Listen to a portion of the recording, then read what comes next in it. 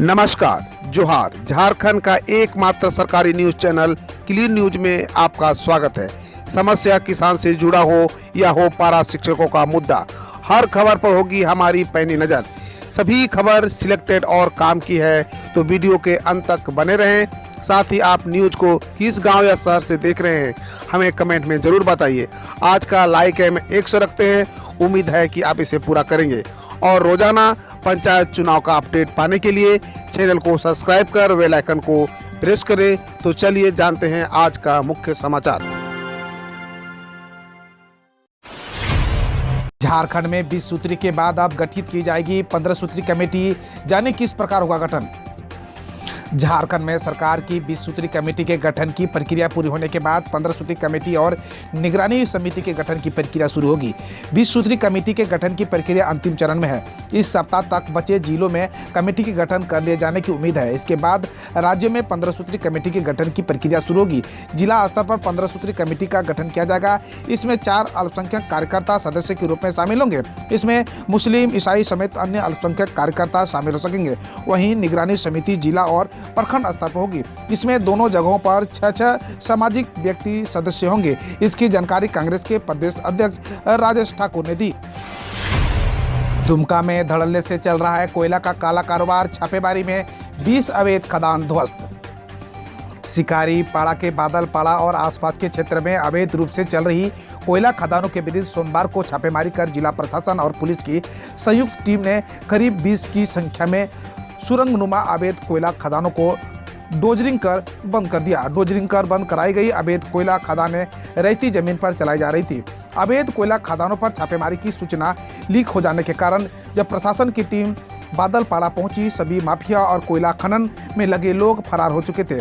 छापेमारी टीम में जिला खनन पदाधिकारी कृष्ण कुमार किस्कू, एसडीपीओ नूर मुस्तफा और शिकारीपाड़ा के अंचलाधिकारी राजू खमल के साथ ही झारखंड पुलिस और एसएसबी के जवान शामिल थे। कार्रवाई में करीब 20 अवैध कोयला खदानों को जेसीबी से ध्वस्त करने का दावा किया गया है, पर प्रशासनिक टीम यहां से न अवैध कोयला जब्त कर सकी और न ही कोयला माफियाओं को जेसीबी या ट्रक कहीं नजर आया। दुमका के जिला खनन पदाधिकारी के किस्कू ने भी अपने बयान में यह माना कि कोयला माफिया को कार्रवाई के पहले ही भनक लग चुकी थी।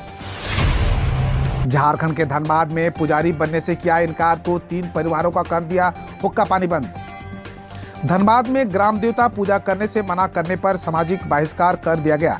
निरसा के मंझला डी गांव के ग्रामीणों ने 3 परिवारों का हुक्का पानी बंद कर दिया है।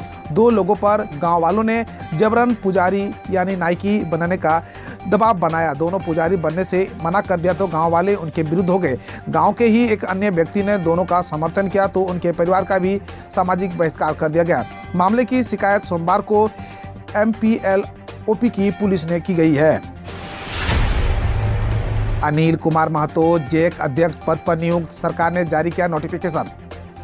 झारखंड एकेडमिक काउंसिल यानी जैक के अध्यक्ष नियुक्त प्रक्रिया पर आखिरकार विराम लग गया है।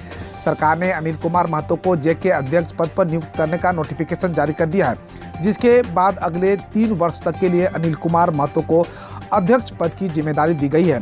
गौरतलब है कि पिछले चेयरमैन अरविंद सिंह के रिटायर होने के बाद अध्यक्ष पद की सीट खाली थी। हालांकि अनिल कुमार महतो का नाम अध्यक्ष पद के लिए घोषित कर दिया गया था, मगर उसे लेकर नोटिफिकेशन अब जारी किया गया है। झारखंड का यह शहर बनने जा रहा है सोलर सिटी। सूर्य की ऊर्जा से रात भी होगी जगमग, जानिए पूरा मामला। झारखंड का गिरिडीह प्रदेश का पहला सोलर सिटी बनने जा रहा है। सोलर सिटी योजना के लिए कैबिनेट की मंजूरी मिल चुकी है। ऐसे में अब जल्द ही सरकार टेंडर निकालने वाली है।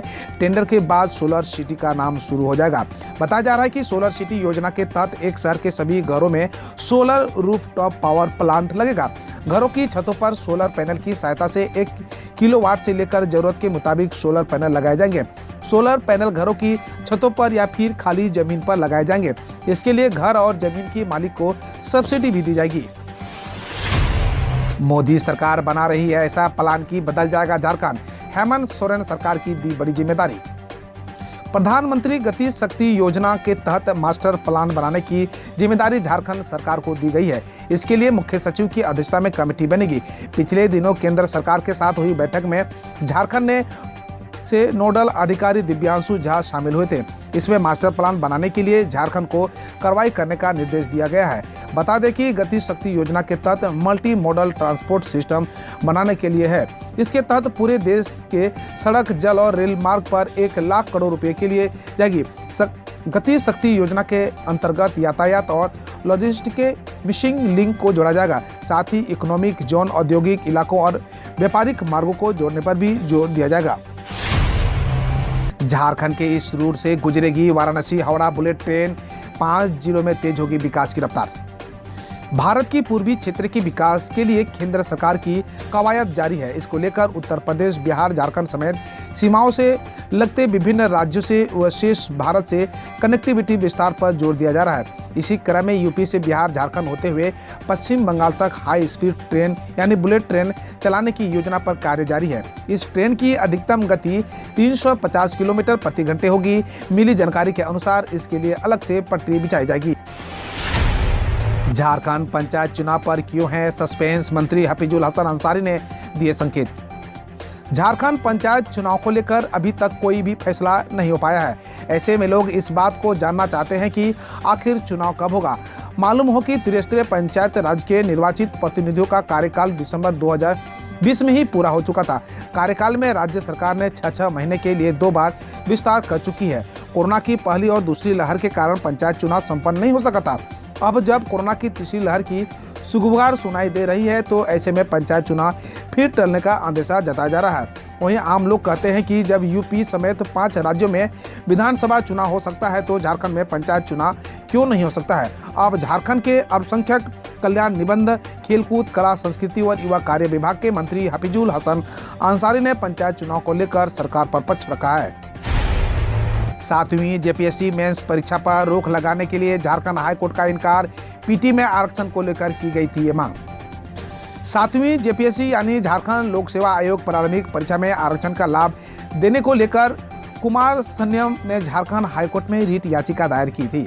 इसकी सुनवाई कल मंगलवार को जस्टिस डॉक्टर एस.एन. पाठक की अदालत में हुई। अदालत ने प्रार्थी के अनुमान के आधार पर फिलहाल मुख्य परीक्षा पर रोक लगाने से इनकार कर दिया है। राज्य सरकार और जेपीएससी को 6 सप्ताह के अंदर जवाब दायर करने का निर्देश दिया गया है। झारखंड हाईकोर्ट ने राज्य सरकार को यह बताने का निर्देश दिया है कि 7वीं जेपीएससी पीटी की परीक्षा में आरक्षण का लाभ दिया गया है या नहीं। यदि आरक्षण का लाभ दिया गया है तो वह किस नियमावली के आधार पर दिया गया है, यह आपने शपथ पत्र के माध्यम से बताया जाए। इस मामले की अगली सुनवाई 6 सप्ताह के बाद होगी। 26 जनवरी से गरीबों को मिलेगा सस्ता पेट्रोल। सीएम हेमंत सोरेन दुमका से पेट्रोल सब्सिडी योजना का करेंगे शुभारंभ।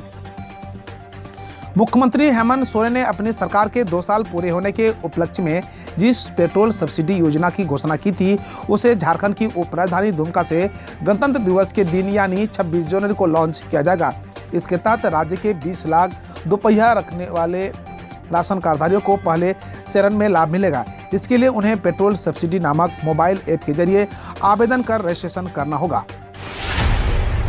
1300 करोड़ से बनेगी महागामा हसडिया 4 लेन सड़क, जल्द निकलेगा टेंडर। गोड्डा जिला के महागामा से हसडिया तक 4 लेन सड़क निर्माण की कार्य योजना तैयार कर ली गई है। NHAI झारखंड ने इसके निर्माण के लिए प्रस्ताव तैयार करके केंद्र सरकार को भेज दिया है। 52 किलोमीटर लंबी इस सड़क को 1300 करोड़ रुपए की लागत से बनाया जाएगा। जल्द ही इसके निर्माण के लिए टेंडर जारी कर दिया जाएगा। अधिकारियों ने बताया कि यह सड़क संथाल परगना क्षेत्र के लिए काफी महत्वपूर्ण होगी। इस सड़क के बनने से साहेबगंज, गुड्डा व हसडिया, देवघर तक आवागमन आसान होगा। यह प्रयास किया जा रहा है कि जल्द ही टेंडर की प्रक्रिया पूरी करके इस पर काम प्रारंभ किया जाए। सड़क बनने से आवागमन काफी आसान होगा। कोल्हान यूनिवर्सिटी में पीजी की ऑनलाइन पढ़ाई शुरू, पीएचडी नामांकन को बनी कमेटी। कोल्हान यूनिवर्सिटी के पीजी विभागों के पीजी फर्स्ट सेमेस्टर की पढ़ाई ऑनलाइन मोड पर शुरू कर दी गई है। जिन स्टूडेंट ने एडमिशन लिया गया है उन्हें गूगल मीट के माध्यम से सेमेस्टर की तैयारी शुरू करवा दी गई है। हालांकि कई पीजी विभागों में अब भी सीटें खाली है, जिसके बाद यूनिवर्सिटी ने उन विभागों को तीसरी मेरिट लिस्ट जारी करने को कहा है। वर्कर्स कॉलेज सहित कई कॉलेजों में मंगलवार को पीजी की तीसरी मेरिट लिस्ट जारी होनी थी, लेकिन अब यहां मेरिट लिस्ट बुधवार तक जारी होगी। कॉलेज के प्राचार्य डॉक्टर SP महालिक ने कहा कि मेरिट लिस्ट यानी बुधवार तक जारी होगी। मैं स्थानीय गुंडे के बारे में बात कर रहा था। मोदी को मार सकता हूं वाले बयान पर पटोले। महाराष्ट्र कांग्रेस अध्यक्ष नाना पटोले का मोदी को मार सकता हूं वाला बयान वायरल होने के बाद उन्होंने सफाई दी है। मैं प्रधानमंत्री की नहीं बल्कि अपने निर्वाचित क्षेत्र के एक गुंडे की बात कर रहा था। उन्होंने कहा, देवेंद्र फडणवीस और चंद्रकांत पाटिल गलत मंशा से यह साबित करना चाह रहे हैं कि यह बयान पीएम के लिए था। अखिलेश यादव ने कहे, यूपी में 300 यूनिट फ्री बिजली देने के लिए आज से रजिस्ट्रेशन करना शुरू करेगी सपा। सपा अध्यक्ष अखिलेश यादव ने मंगलवार को कहा कि समाजवादी पार्टी आज से 3 यूनिट मुफ्त बिजली बांटने का रजिस्ट्रेशन शुरू करेगी। बिजली कनेक्शन वाले सभी लोग अपने बिलों पर उसी नाम से आवेदन करें। अखिलेश यादव ने आगे कहा, जो लोग भविष्य में इसे लेना चाहते हैं वे सभी लोग राशन कार्ड, आधार कार्ड में लिखा हुआ नाम ही लिखवाएं। तेलंगाना में 2022-23 से सभी सरकारी स्कूलों में अंग्रेजी माध्यम से शुरू होगी पढ़ाई। तेलंगाना कैबिनेट ने शैक्षणिक वर्ष 2022-23 से राज्य के सभी सरकारी स्कूलों में अंग्रेजी माध्यम से पढ़ाई शुरू करने और निजी स्कूलों में जूनियर और डिग्री कॉलेजों में शुल्क रेगुलेट करने का निर्णय लिया गया है। बकौल सरकार मंत्रिमंडल को लगता है कि ग्रामीण क्षेत्रों में माता पिता अपने बच्चों को सरकारी स्कूल में भेजने के लिए तैयार है यदि शिक्षा का माध्यम अंग्रेजी हो। देश में 23 जनवरी होगा कोरोना की पीक, सामने आ सकते हैं 7 लाख केस। देश में कोरोना की रफ्तार थोड़ी धीमी हुई है, लेकिन एक्सपर्ट्स का कहना है कि अभी पीक आना बाकी है। देश में 23 जनवरी को कोरोना अपने पीक पर होगा। इस दौरान देश में 7 लाख से ज़्यादा मामले सामने आ सकते हैं। अभी रोजाना 2.5 लाख केस सामने आ रहे हैं। वहीं ओमिक्रॉन के केस भी तेजी से बढ़ते जा रहे हैं। हालांकि राहत की बात यह है कि पीक पर आने के बाद केस तेजी से कम होने की बात कही जा रही है। गणतंत्र दिवस परेड में नहीं शामिल होगी दिल्ली की झांकी, जानिए क्या है वजह। रिपब्लिक डे के परेड में केंद्र सरकार की चयन समिति ने इस बार दिल्ली की झांकी को शामिल नहीं किया है। दरअसल दिल्ली सरकार इस बार उम्मीदों का दिल्ली शहर थीम पर झांकी तैयारी करने का योजना लेकर आई थी, जिसे सिलेक्ट नहीं किया गया। इससे पहले 2018 और 2020 में भी दिल्ली सरकार की झांकी का चयन नहीं हुआ था। बता दें कि पिछली गणतंत्र दिवस परेड पर दिल्ली की झांकी पुनर्विकास पर आधारित थी। अगले 2 दिन तक राज्यों में पड़ेगी कड़ाके की ठंड।